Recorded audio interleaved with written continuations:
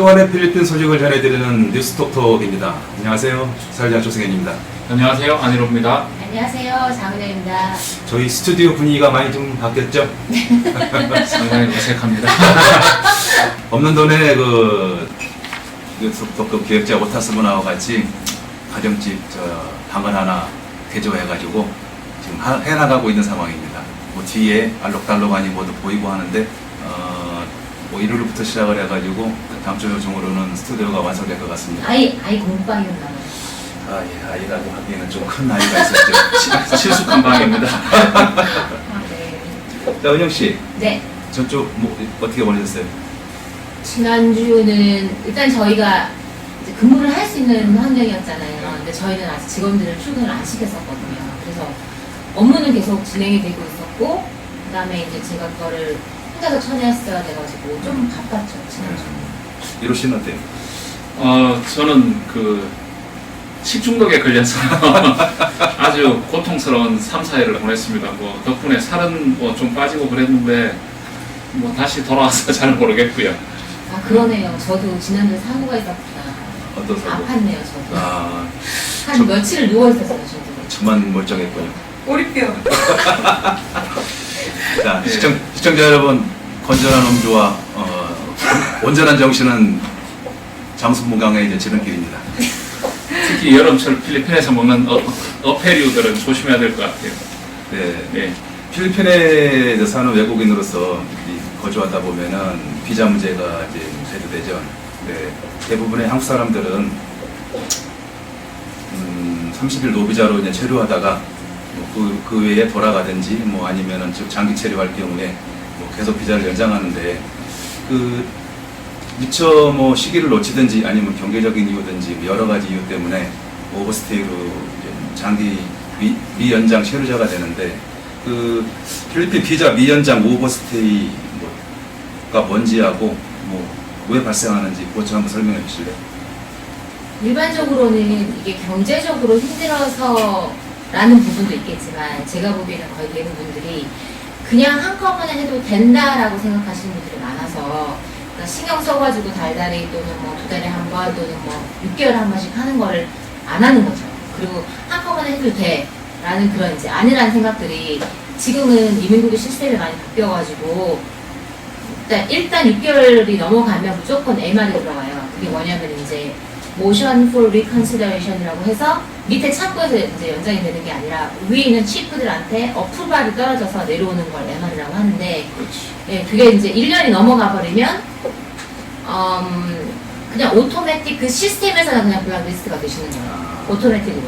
그래서 여기서 연장비를 내고 돈을 다 내도 공항에서 여권을 받아가셔야 되고 그 다음에 출국하고 나면 여기서 그냥 시스템상으로는 블랙리스트가 되니까 돌아오실 때 또 리프팅 블랙리스트라고 해서 또 블랙리스트를 또 풀고 들어오셔야 되는 것도 있고 이제 그래서 그런 걸 안 받기 위해서 이제 뭐 파인가 또 따로 있어요.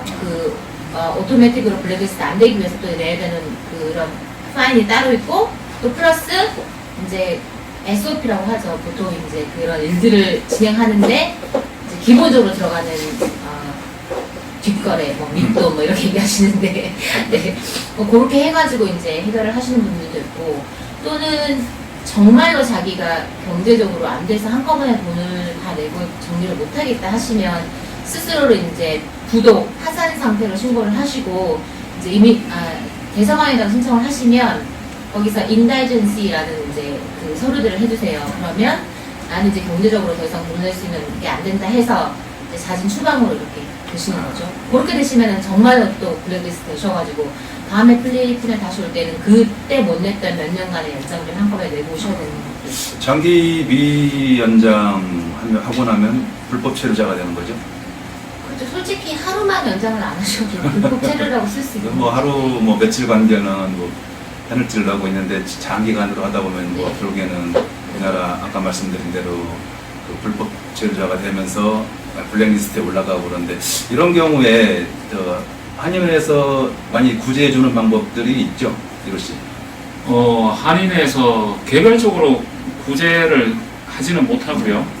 쉼터를 통해서 새생명교회에서 지원을 받아서 한인회 그리고 대사관의 도움을 받아서 이렇게 나가는 경우가 있고요. 일때는 이제 블랙리스트에 올라가는 것도 있고 또는 인도적인 차원에서 보내주는 것도 있고.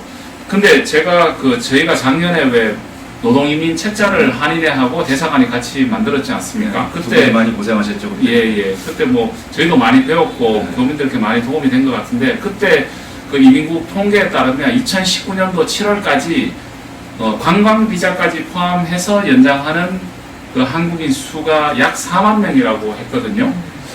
근데 우리가 통상적으로 얘기하는 그 필리핀에 체류하는 교민 수는 뭐 8만 명, 8만 5천 명 또는 뭐 크게는 10만 명까지 보는데 이민국의 그 통계를 보면 이제 전체가 약 4만 명, 관광 비자까지 포함해서 약 4만 명이 체류하고 있다 이렇게 보거든요. 그러면 저희가 최대로 잡았을 때도 약 한 6만 5천 명 정도로 보고 있고 무슨 말인고 하니 그만큼 이제 불법 체류자가 많다는 겁니다. 우리가 너무 필리핀을 너무 안일하게 보고 있는 건 아닌가. 뭐 관광 비자를 연장하지 않아도 또는 비자를 취득하지 않아도 크게 이제 제약을 받지 않거나 또는 다른 방법을 쓸 수 있기 때문에 그렇지는 않은가 이런 생각도 있고. 그렇긴 한데 막상 어떤 일이 터질 경우 가장 먼저 우리를 걸 수 있는 거는 그 이민국이거든요. 외국인이기 때문에. 그래서 항상 보면은 어떤 일이 뭐 법적으로 어떤 뭐 논쟁이 있거나 또 뭐 그런 게 있어가지고 그런 상황이 될 때 보면 그분들의 원래 핵심적인 문제가 아니라 그냥 외국인이기 때문에 일단 이민으로 걸어서 일단 뒷부담부터 보내고 뭐 이런 식의 일들이 많으니까 자기 스스로 자기 비자 문제 같은 거는 그냥 뭐 되니까라고 생각하지 마시고 정말 신경 써가지고 하셔야 된다고 생각해요. 이 불법 체류자로서 불편사항은 뭐 대표적인 게 어떤 게 있을까요? 그런 거죠. 행동의 제약을 많이 그렇죠. 받죠. 그 다음에 사업상의 제약도 받고. 그렇죠. 근데 좀 아쉬운 거는 교민들 입장에서는 뭔가 비자를 하고 싶어도 특히 그 교민들이 소매업 관련 분야를 많이 하고 있지 않습니까? 그런 분들 같은 경우에는 마땅하게 어떻게 비자를 취득할 수 있는 방법이 없는 것도 또 이게 지금 현실입니다. 가장 풀어야 될 숙제이기도 하죠. 예. 사실은. 왜냐하면 여기에 계신 한국 분들이 거의 대부분이 소매업을 하시고 계시기 때문에 이게 한 3년 전부터 노동부에서 노동허가증을 이제 안 내주고 원래 기존에 똑같은 업으로 일을 했는데도 그때는 나왔는데 지금은 리뉴얼이 안 되고 뭐 DOJ 클리어런스를 받아라 또는 뭐 디나이가 된다거나 이제 이런 경우가 되니까 그렇다고 사업을 포기할 수가 없잖아요. 노동허가증이 안 나온다고. 그러니까 이게 지금 저희 이 소매법 관련된 부분에서 저희가 풀어야 되는 숙제예요. 그렇다면 뭐 이런 상황을 청산할 수 있는 방법이라든지 그리고 그 이후에 필리핀에서 안전하게 출국할 수 있는 방법 그리고 또 다시 돌아올 수 있는 방법 이런 과정들은 어떤 게 있을까요? 제 같은 경우에는 조언을 드리면 소매업이나 이런 부분은 지금 대사관에서도 노력하고 있고 상공회의소에서도 노력을 하고 있는데 아직까지는 해결되지 않은 부분이고요. 이 부분에 대해서는 뭐 제가 언급할 부분은 아닌 것 같고 나머지는 최대한 빨리 거기에 맞는 비자를 취득하는 게 가장 안전하겠죠. 사업을 또 유지할 수 있는 그런 방법이고 이민국에 따르면 이민국도 자꾸 이제 온라인을 강화해가고 시스템을 강화해가고 있는 그런 추세라서 앞으로도 과거에 쉽게 이런 문제들을 해결을 했다면 갈수록 더 어려워지지 않겠나 그런 예상입니다. 그래서 빨리 그 본인이 하는 일 또는 체류에 맞는 목적에 맞는 그런 비자를 취득하는 것 외에는 다른 방법이 케이트장 씨 여행업 하시죠? 네, 이런 거 여행사 많이 컨설팅 하죠. 케이스도 많이 봤을 것이고 네. 좀 전에 말씀드린 것처럼 뭐 이런 상황을 청산할 수 있는 방법이라 네. 그냥 출국하고 다시 들어올 수 있는 방법 뭐 이런 것들은 어떤 과정을 거쳐야 되나요? 여러 가지 방법이 있긴 한데 일단 처음에 말씀드렸듯이 한꺼번에 비자 연장을 하고 이제 뭐 order to leave라고 출국 명령이 바로 떨어지거나 또는 뭐 블랙리스트가 되거나 하는 걸 막기 위해서 이제 실제 페널티 외에 또 파인 뭐 이런 것들 그리고 뭐 변호사 통해서 자기가 왜 여태까지 못했는지에 대한 증명 뭐 이렇게 해가지고 이제 합법적으로 절차를 밟아서 나가는 방법도 있고